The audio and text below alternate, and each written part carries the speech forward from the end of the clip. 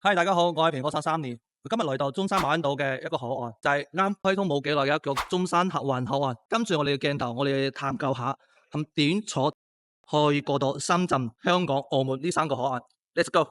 咁我哋依家嚟到1樓嘅一個大廳，咁總共咧係有一個5層，負1負2係一個停車位，咁1、2、3係一個等候區，2層咧係一個出發區。咁3層呢一個飲食區，咁我哋而家就一探究竟啦。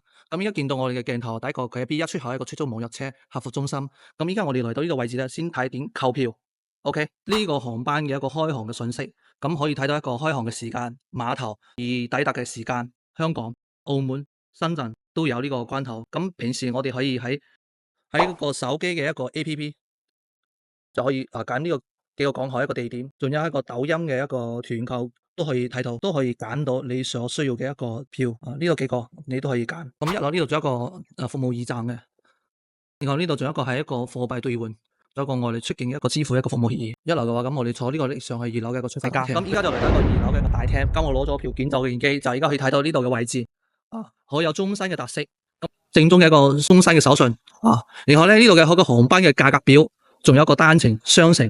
2人多人行都有一個好詳細一個報價，呢度一個售票，仲有一個登機服務都一應俱全安排晒噶啦呢度位置。如果唔識嘅話，你可以打開手機可以買票。如果手機冇嘅話，咁可以去自助大廳或者喺呢度諮詢中心呢度可以辦改簽或者續簽嘅話，呢度都有一個自助無人機，好方便大家去辦一個辦證嘅一個服務，咁方便節約大家一個時間。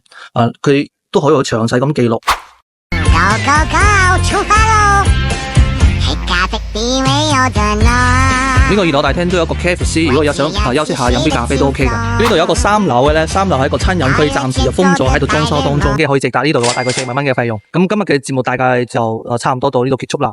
咁依家最後呢個時間咧，就介紹下呢度咧，屬於係個大灣區嘅一個未來中心啦。咁通過呢個口岸嘅介紹，咁證明咗呢個交通係非常之方便。咁我哋俗語講一句，財通、路通、路通財通。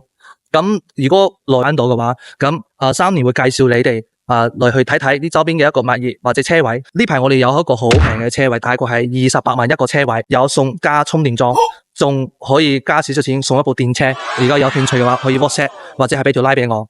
下次再見，拜拜。